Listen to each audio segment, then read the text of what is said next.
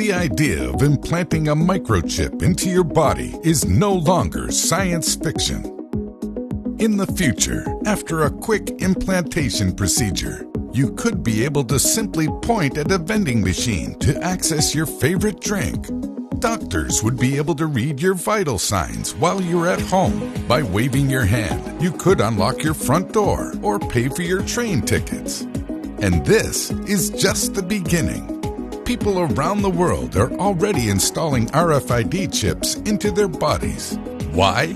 Microchip implants have evolved from something reserved for the most dedicated biohackers on Reddit to a useful daily tool. Like Elon Musk's Neuralink, microchipping has its roots in the philosophic idea of transhumanism. This theory states that humans will eventually evolve beyond their physical and mental limitations using science and technology. Microchipping could be a stepping stone for this cyborg evolution. Currently, RFID chips can only perform basic functions, so we still have a ways to go. Likewise, there are serious questions about the implants, ranging from long-term toxicity to hacking and privacy. For some, microchipping feels too close to an episode of Black Mirror. But this has not stopped companies from developing commercial microchips, or a growing number of people from implanting them. However, RFID technology is not as new as you might think. But what is an RFID chip? Radio Frequency Identification Technology, or RFID, has been around for decades. RFID luggage tags are used to make sure your bag gets to the right place. RFID ear tags are used to register and track livestock throughout the United States. Every day, pets safely receive RFID implants, just in case they ever get lost.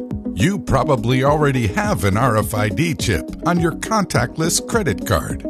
RFID implants used for humans are microchips about the size of a grain of rice, encased in a biosafe glass tube. The implant is inserted into the top of your hand, right under the skin. It comfortably sits between your thumb and index finger.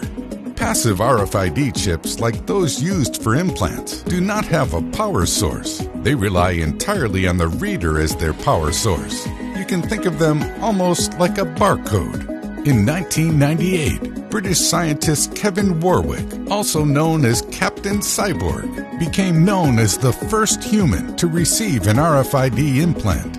University of Reading researchers monitored Warwick as he walked through the halls while operating tagged doors, heaters, and lights around the building without ever needing to touch them. Nonetheless, the development and adoption of RFID implants have been slow. In the early 2000s, American companies like Verichip tried to create their own healthcare-oriented microchip implants, only to later realize that 90% of Americans were not comfortable with the technology. The broader concern is that chip technology could be used to track people's movements. Before the company's growth was halted, Verichip proposed using the implants to track and monitor migrant workers.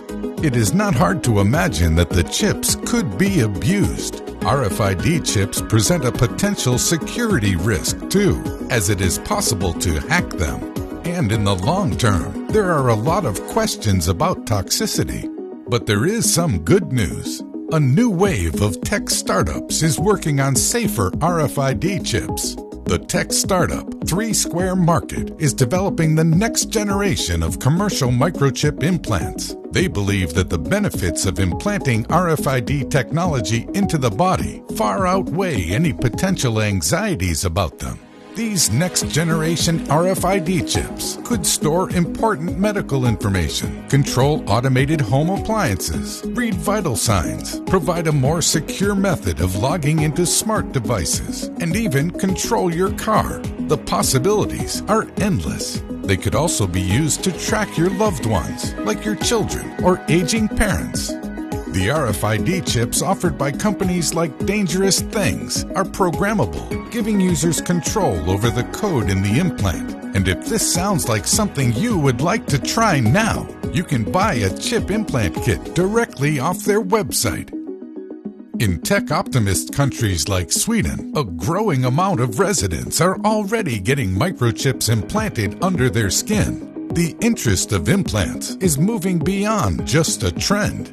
There are growing communities across the internet that are dedicated to RFID implants, and medical companies are investing resources into perfecting them. The only thing preventing widespread adoption is the public's concerns.